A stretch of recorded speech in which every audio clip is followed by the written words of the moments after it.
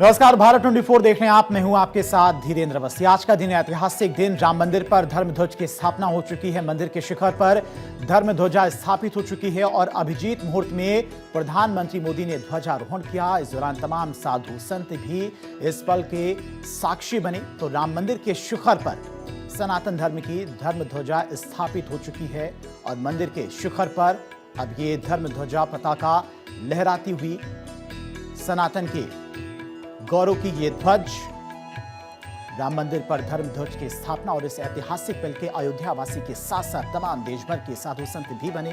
और इस दौरान प्रधानमंत्री मोदी थोड़े भावुक भी नजर आए, क्योंकि जिस तरह का संघर्ष रहा है राम मंदिर का, मंदिर के लिए जिस तरह से साधु संतों ने अपना बलिदान दिया, कार्यसेवकों ने अपना बलिदान दिया और लंबे अरसे के बाद राम मंदिर का निर्माण हुआ और आज मंदिर के शिखर पर ध्वज की स्थापना हुई है प्रधानमंत्री मोदी के हाथों। मंदिर अपने पूर्ण आकार में है। मंदिर निर्माण पूरा हो चुका है और उसी के बाद मंदिर के परकोटे पर प्रभु श्री राम का धर्म ध्वज स्थापित किया गया है। और इस ऐतिहासिक पल के देश के तमाम साधु संत साक्षी बने, इंतजार कर रहे थे। कई साधु संत तो पहले से पहुंच चुके थे अयोध्या नगरी और इस पल में शामिल होने के लिए इंतजार कर रहे थे। और इस ऐतिहासिक पल को लेकर लगातार हम चर्चा भी कर रहे हैं कि कितना गौरवशाली ये दिन आज हमारे देशवासियों के लिए, सनातन के लिए। आचार्य गिरीश पारिक हमारे साथ हैं, नीति शर्मा ज्योतिषाचार्य हैं। आप दोनों का एक बार फिर से भारत 20 पर बहुत बहुत स्वागत है।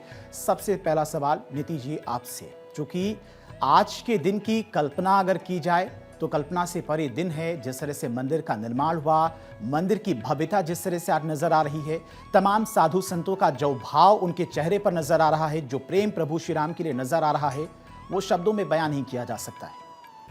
निश्चित रूप से कल्पना से परे है।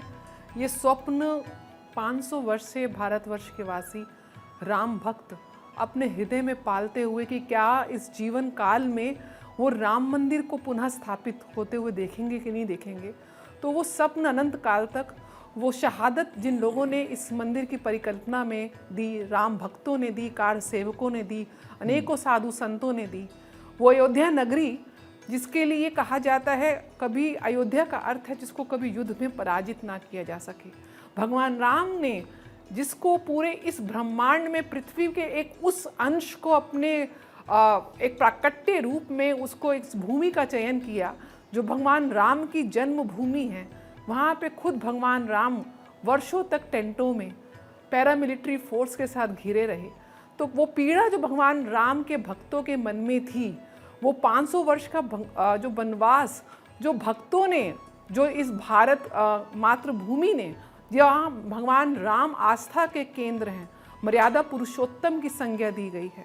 रामचरितमानस, रामचरित को चरितार्थ करने की आज उस प्रेरणा का प्रतीक ये विशाल धर्म ध्वज कहीं ना कहीं वो वापस से हमें उस त्रेता युग के उस काल में, उस अखंड काल में भारत के लेके जा रहा है, जहाँ पे भगवान राम के मर्यादा पुरुषोत्तम तत्व को जीवांत किया है।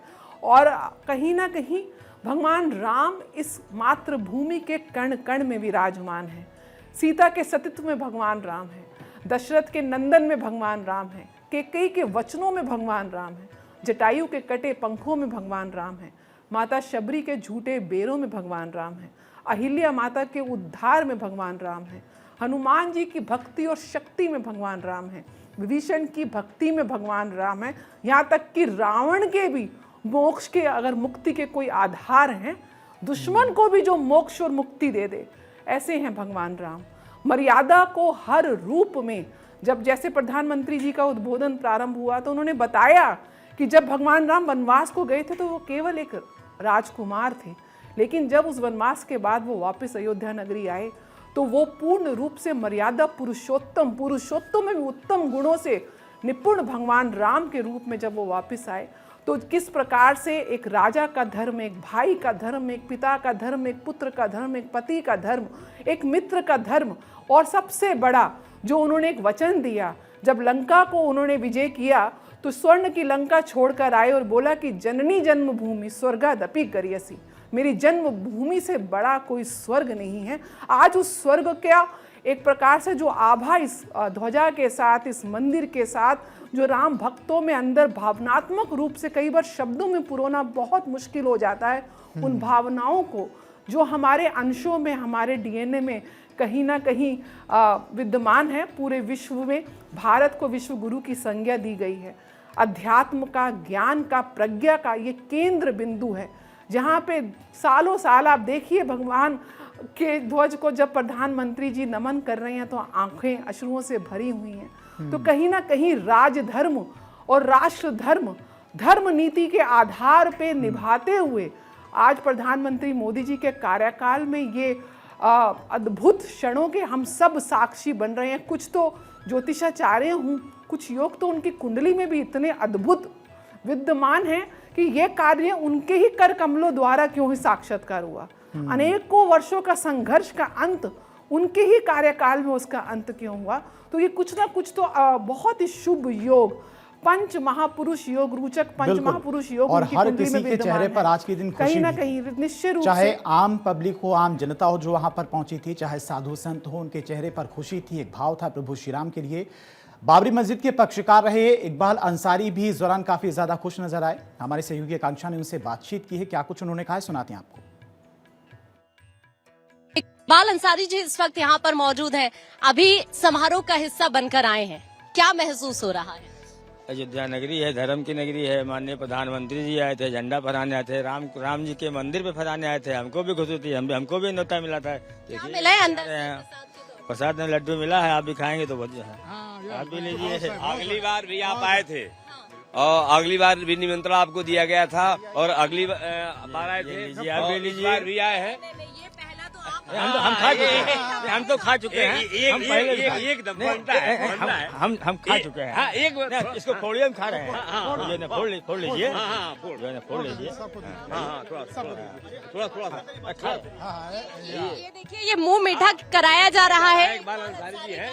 और सबसे खास बात ये है कि ये प्राण प्रतिष्ठा के मौके पर भी मौजूद रहे और आज भी। आज आप जरा मुझे ये बताइए, मन में क्या चल रहा है, कैसा महसूस हो पा रहा है? अयोध्या के वासी के तौर पर मैं आपसे आज नगरी के लोग जो है, अयोध्या के रहने वाले, ये साधु संतों की नगरी है, देवी देवताओं की नगरी है। यहाँ हर आदमी शांति जो है, शांति बनाए के अपील करते हैं और शांति माहौल में रहना चाहते हैं। ये ऐसी धरती है, यहाँ सब धर्म के, सब जात के देवी देवता यहाँ विराजमान है। सब में खुशी की लहर है कि भगवान राम का मंदिर बना, झंडा लग गया, अच्छी बात है।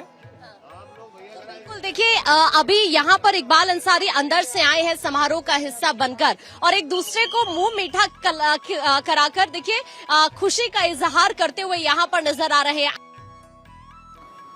गिरीश पारिक जी, तस्वीरें आपने भी देखी होंगी। कभी ये बाबरी मस्जिद के पक्षकार हुआ करते थे, लेकिन आज ये भी प्रभु श्री राम के भक्त हो गए हैं। मंदिर में दर्शन करते हैं, होली दिवाली खेलते हैं लोगों के साथ में। देखिए, भगवान राम का जो राम राज्य है, जिसकी परिकल्पना महात्मा गांधी जी ने करी थी, तो राम राज्य तो ऐसा ही है। क्योंकि कितना बढ़िया बोला गया है कि वर्णाश्रम निज निज धर्म निरत वेद पथ लोग, चलहि सदा पथ प्रेम से, यह राम राज्य का योग। अर्थात जहां पे न जाति है न पाति है, वहां पे सिर्फ प्रेम है और एक दूसरे के लिए मन के अंदर, दिलों के अंदर अपनापन लिए हुए है। ऐसा ही भगवान राम का राज्य था। दूसरा, नीति जी ने कितना एक सुंदर उदाहरण दिया कि स्वर्णमयी लंका को जीतने के बाद में जब भगवान राम ने अपने अनुज लक्ष्मण को क्या कहा, जननी जन्मभूमिश्च स्वर्गादपि गरीयसी, अति स्वर्णमयी लंका न में लक्ष्मण रोचते। अर्थात हे लक्ष्मण, जननी जन्मभूमिश्च, जो जन्मभूमि है उससे बढ़कर के कुछ भी नहीं है। ये स्वर्णमयी लंका हमारी किस काम की? हमारी जो मातृभूमि है, तो भगवान राम ने मातृभूमि से, जन्मभूमि से प्रेम करना सिखाया।